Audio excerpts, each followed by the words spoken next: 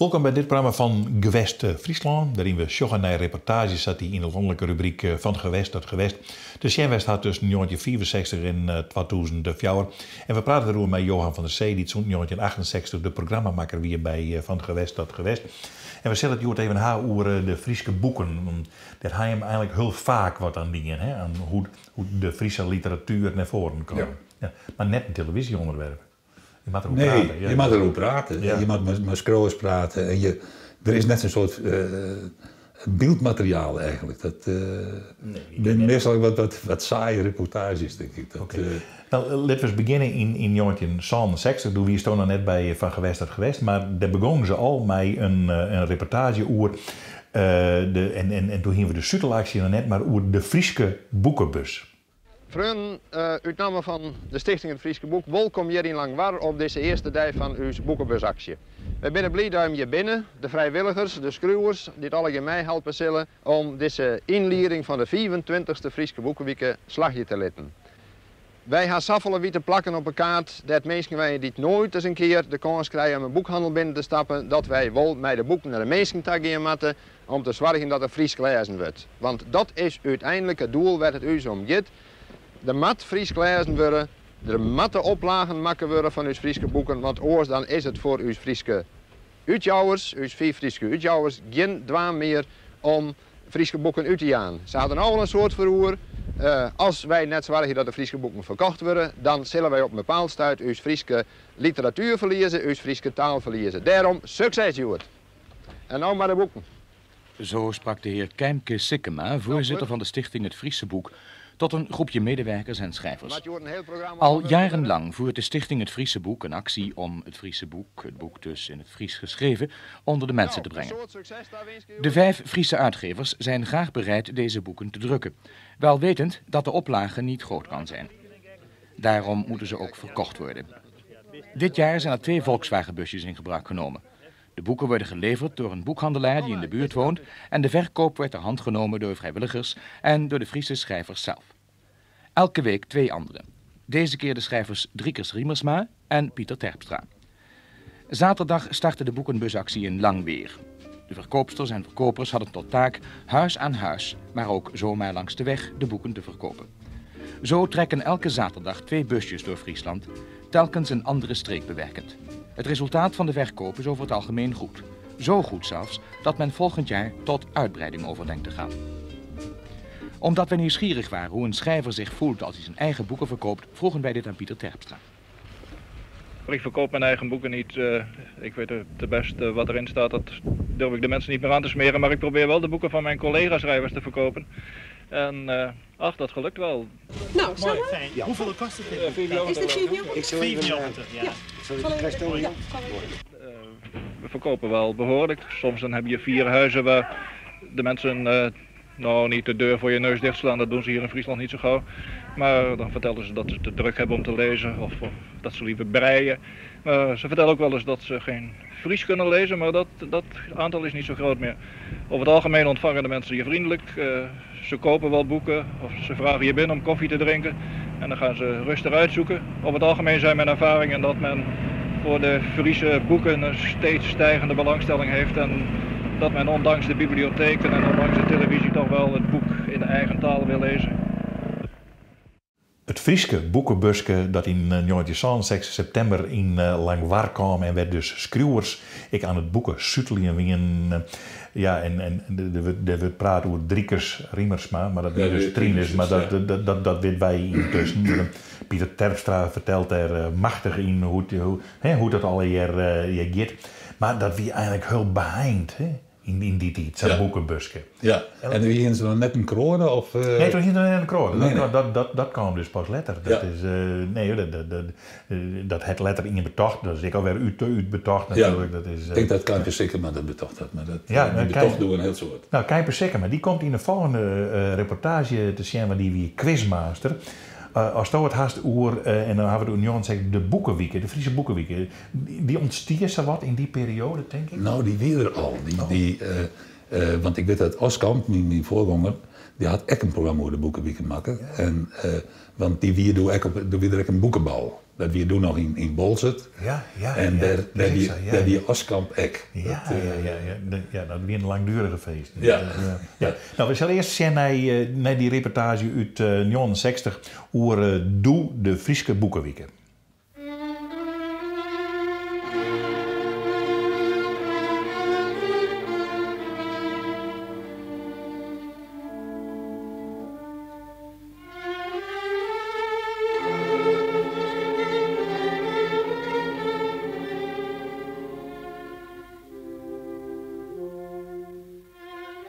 Concertmeester van het Fries Kamerorkest, de Friese schrijver Anne Watman.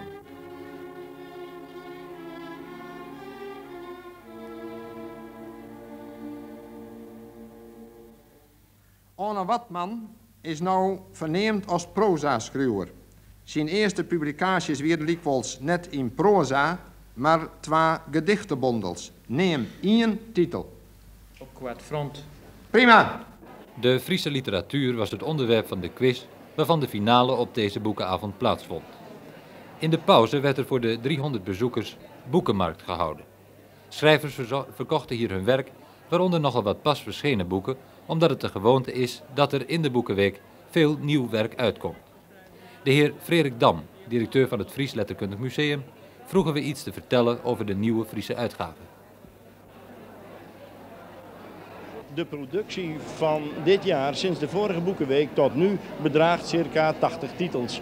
Kunt u daar een aantal voorbeelden van noemen? Ja, het contrast tussen een oudere generatie die opnieuw aan bod komt. Ik denk aan de reprints van de herdrukken dus van de klassieke boeken van Brolsma, van Cuperus, van Akkerman.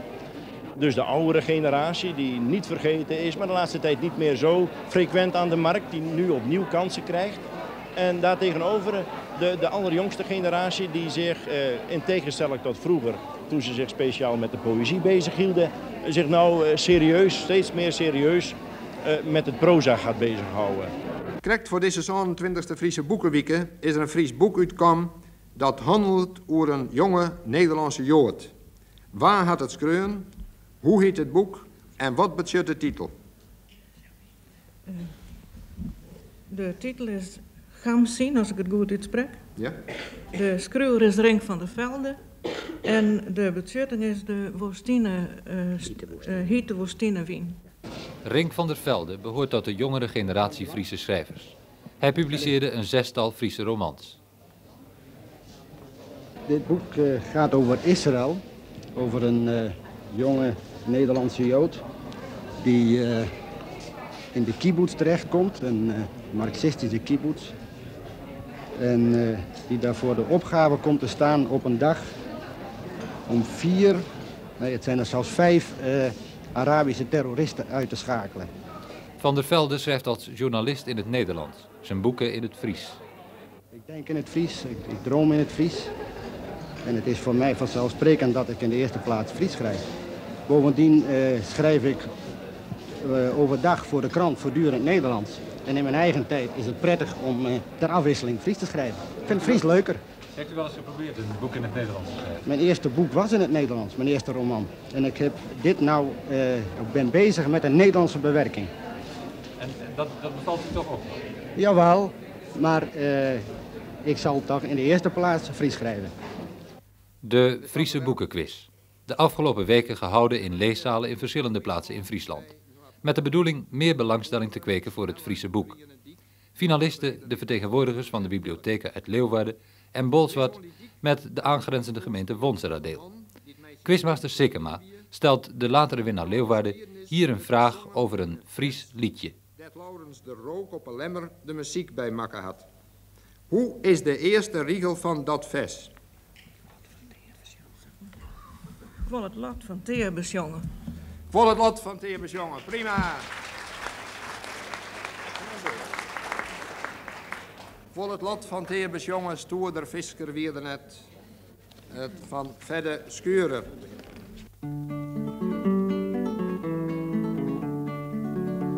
Vol het lot van Theebus jongen, stoerder visker weer net. Hij verleren vroege jongen, ohne Süd Zuiderzee zien uit. Troch de wiel door stjure baren broes de dag van sterke teer. En in stwarmen en gevaren woen hij wieven ben het breer. Zuiderzee eens kom je wiet, het is een zong uit oude tijd. Zuiderzee eens kom je wiet, het is een zong uit oude tijd.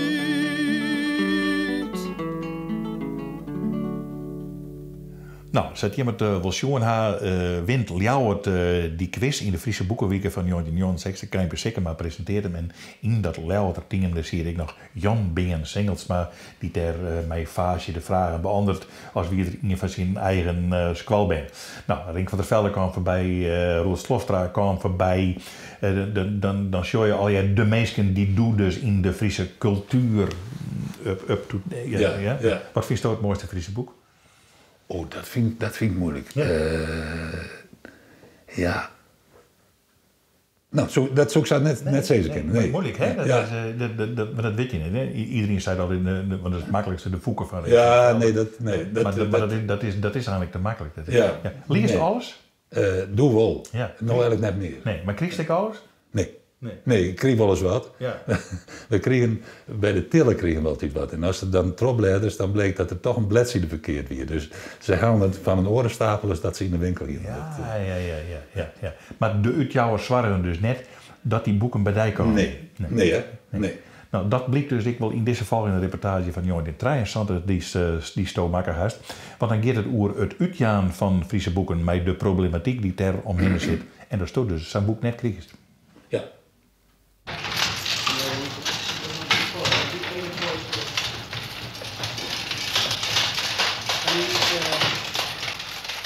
Er zijn een zestal uitgeverijen in Friesland die het Friese boek op de markt brengen. Bij drukkerij en uitgeverij Miedema & Co. spraken we met de directeur. Meneer Van der Velde, is het voor een uitgever een lucratieve zaak om Friese boeken uit te geven? Nee, meneer Van der Zee, beslist niet. U zult zich misschien het artikel in de krant herinneren wat meneer De Roo van Laverman de tijd heeft gezegd. Dat je moet echt gek zijn om Friese boeken uit te geven. Bent u dat? Ik ben niet gek, maar ik ben wel een Friesland gek. Ik doe het dus, laten we zeggen, met een heleboel liefde voor Friesland. En ik geloof dat het noodzakelijk is dat wij iets doen voor de Friese literatuur.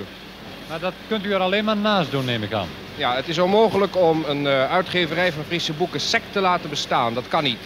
Je moet het doen in combinatie met een drukkerij. En je moet het eigenlijk pas dan doen wanneer je dus leegloopuren hebt in je drukkerij om die op te vullen met uitgeverswerk van Friese literatuur. Nou, op risico doen we het niet meer. Ik geloof dat het economisch een onverantwoorde zaak is om bij oplagen die tussen de 500 en de 1000 liggen om nog een boek uit te geven. Wij doen het vrij primitief en we hebben niet veel verspreidingskosten, een klein apparaat en een stuk idealisme, zullen we maar zeggen. Maar, zou u ervan kunnen bestaan? Als je genoeg titels hebt, wel ja. En als je genoeg subsidie krijgt natuurlijk. Krijgt u subsidie? Ja, van het FUF. Wat is dat? Dat is het Friese Utjeftefonds, het Fonds voor Friese Uitgaven.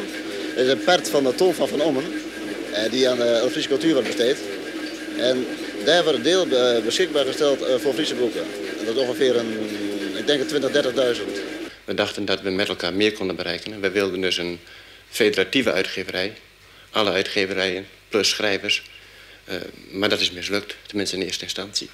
Omdat de uitgevers dat niet wilden? Die wilden niet bij elkaar, nee. Per jaar geven we ongeveer 10 à 12, soms 15 boeken uit. Maar u bedoelt misschien de totale oplagen daarvan. Ik kan het u exact geven. Verleden jaar zijn er ruim 22.000 romans uitgegaan. En 1700 kinderboeken. Samen meer dan 24.000 exemplaren. Omgerekend in geld is dat 145.000 gulden. Dat wil zeggen KFFP-prijs, halve prijs. Boekhandelsprijs van deze producties ongeveer zijn 300.000 gulden. En als je dat nou vergelijkt met de totale Friese productie? Ik heb er geen exacte cijfers van, maar ik schat toch dat de KVB-boeken met elkaar toch zo'n 75 à 80% uitmaken van de totale productie van wat er in Fries uitkomt. Kijk, dat uitgeven zoals wij doen is natuurlijk ook erg leuk. Hè? Je zit met een mannen wat om de tafel en dan ga je eens boekjes aan elkaar plakken. En ik weet dat er meer jongens bezig zijn met thuis iets doen als een soort van huisvleit. Dat is erg prettig. Zelf schrijven en dan je eigen werk in elkaar plakken. Dus dat zal altijd blijven bestaan. Maar als nou maar, laten we zeggen, 80% bij elkaar stapte en zei wij bouwen een uitgeverij op, dan was het niet erg dat er verderop nog iemand zat te prutsen thuis. Maar die versplintering zoals die nu is, die is te erg. Dit is een loon om oer naar huis te schreeuwen. Dit loon van grien en grijs en blauw. Dit is een loon om nog op rjocht te leeuwen.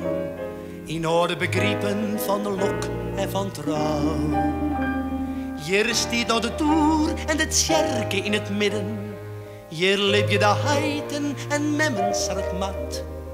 In deren van pakes die het meenden en sjedden. De deugd is hier wit en de zoende nog zwart. Dit is een volk van eten sliepen jongen. Dit is een volk om oer naar huis te schreeuwen. Maar net een boek, oh nee, en net een stik, oh wee. Waar vindt de moderne auteur hier zijn idee? Waarom schrijft u Fries? U bedoelt waarom schrijf ik of waarom schrijft u Fries? Waarom schrijft u Fries? Omdat ik niet anders kan. Ik vind dat erg vervelend. Hè? En ik beroem me daar ook niet op, want veelheid van talen komt van de zonde van Babylon, zoals u weet. Dus het is echt geen reden om zich erop te verheffen, maar ik kan niet anders. En ik heb het ook wel in het Nederlands geprobeerd. Ik kan die emotie niet overwinnen. Ik ben zo aan het Fries gebakken, hè, van huis uit en zo. Ja. Triest, maar het is zo. Wanneer je een Fries boek leest, dan heb je dus direct te maken met de taal die je zelf spreekt. Dus je moedertaal. Ik lees er wel, maar ik heb liever een Nederlands boek. Dat gaat makkelijker om te lezen. Waarom? Ja, ik weet niet. Ik vind Friese boeken, dat vind ik meestal flauw. Wij menen altijd dat de volksroman, de streekroman, de familieroman altijd nog het meest populair is bij onze lezers. Dat wil niet zeggen dat wij die alleen uitgeven. We geven ook korte verhalenbundels. We hebben een kinderbijbel uitgegeven. We geven gedichtenbundels uit. Tal van andere zaken. Maar het frappeert ons dat er altijd veel navraag is naar romans. Bijvoorbeeld deze roman, de laatste, van mevrouw Loodsma. Die is nu al uitverkocht, voordat het een jaar uitgegeven is. En dat is toch wel met een oplage van zo'n 12.000 exemplaren toch wel, in Friese verhouding toch wel frappant, dachten wij. Ik heb nooit moeilijkheden gehad.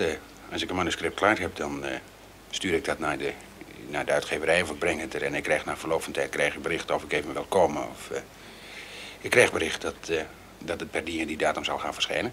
Als u nu een manuscript in handen krijgt waarvan u zegt dat wordt een bestseller, wat doet u dan? Dan doe ik het. Kijk eens, het is in het verleden bewezen. We hebben dat eerste boek van Trines Riemersma toen uitgegeven. En ik meen in 4 of 5 drukken. We hebben Haarlem Seil hebben we uitgegeven. In de Friese uitgave 3 drukken. En in de Nederlandse vertaling met de kloten voor het blok hebben we die in 2 oplagen gemaakt. Dat zijn bestsellers. En dan doen we het gegarandeerd weer. Ik zou het nu niet meer doen, nee. Het is trouwens de vraag of er een markt voor is. Het is wel minder geworden, geloof ik, de laatste jaren. Toch wel? Ja. Waar ligt dat dan? Ik weet het niet precies. Om te beginnen is er het afzetprobleem, wat wel onderkend is waarschijnlijk in de loop van de jaren, maar waar door allerlei omstandigheden te weinig aan gedaan kon worden. En in de tweede plaats, we zitten in een klein taalgebied en dat facet hangt samen met dat afzetprobleem. Als je dat niet dus heel nadrukkelijk bewerkt en dat ook elke keer opnieuw gaat doen, dan loop je met de mogelijkheden tot de boekenverkoop achteruit. En dan wordt het minder aantrekkelijk voor allerlei mensen om nog boeken te gaan uitgeven. We lopen op subsidie. Ja, wij kunnen eigenlijk ook niks, net zo min als de andere uitgeverijen. Wat zou er moeten gebeuren? Ja, ik geloof er zou een uitgeverij moeten komen van schrijvers alleen. Maar daar moet een ontzettend stuk subsidie bij dan. Nu doet het een beetje kunstmatig aan. Hè? Het uitgeven van Friese boeken kan alleen maar door subsidie. Zal dat zo moeten blijven of is er uitzicht dat het nog weer een keer zonder subsidie kan gebeuren? Kunstmatig aan, ja, dat is betrekkelijk. Wij waren wat vroeger, omdat we een klein taalgebied hadden. Want op dit ogenblik komen ook de uitgevers in het westen van het land met precies hetzelfde probleem te zitten. Aan de andere kant, of het altijd zo moeten blijven, Zal ze moeten blijven, dat weet ik niet. Ik hoop dat in elk geval bepaalde dingen, dus boeken waar een vrij groot publiek voor is, dat die over een jaar of wat, als we weer het afzetprobleem wat gemakkelijker hebben gemaakt, dat dan die boeken met aanmerkelijk minder subsidie zullen toe kunnen. Er zijn Friese boeken genoeg, maar niet allemaal streekromans natuurlijk. Vooral oudere mensen lezen erg graag een Fries boek. En wat voor Friese boeken zijn dat? Voornamelijk streekromans, maar ook modernere romans is wel belangstelling voor. Heeft u voldoende? Nee, beslist niet. Nee, dat is, er wordt veel te weinig uitgegeven. Het aanbod is eigenlijk te klein.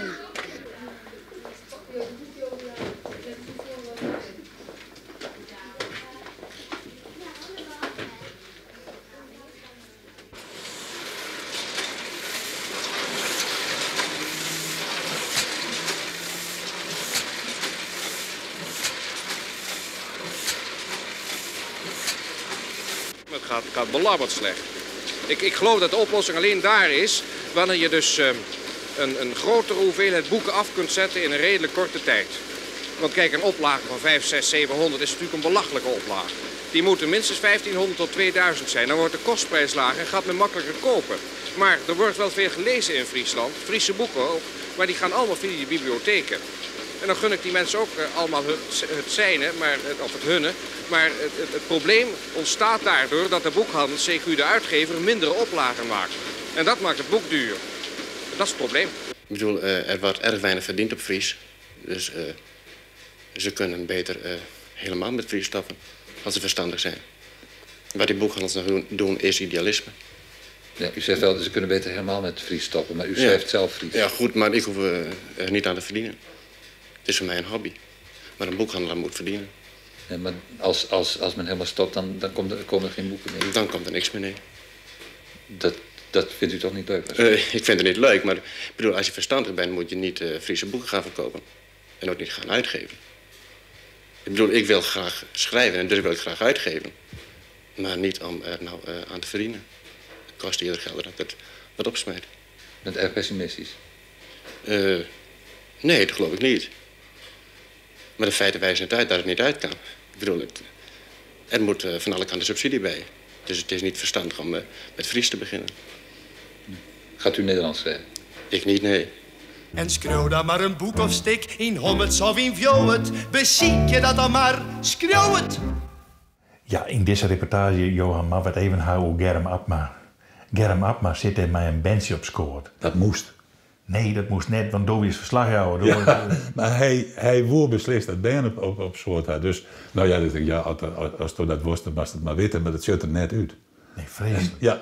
Ja, en ik had hem ook een beetje, want hij was heel ontevreden over zijn rol in die reportage. Die weer te Leeds natuurlijk. Die weer te Leeds. Ja, en dit jaar dat mensen niet. Ja, ik denk dat ik een rol spelen had. En doe bellen mij op en hij zei, ik kan twee dingen doen. Een brief naar de voorzitter van de NOS, want we doen bij de NOS. Of een instuurstuk in de krant. En toen heb ik gezegd, door beide maar. Ja. En hij werd niet van beide dienen. Nee.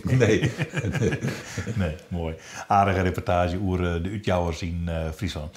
We zijn aan de eindkant van het programma Gewest Friesland. We moeten even melden dat we er 10 januari weer binnen. Dat is dus net op een 19, maar op een toonzitjoen. Want dan ben we de verschoten programma Gewest Friesland in en de toonzitjoen. Dus 10 januari ben we er weer met Gewest Friesland.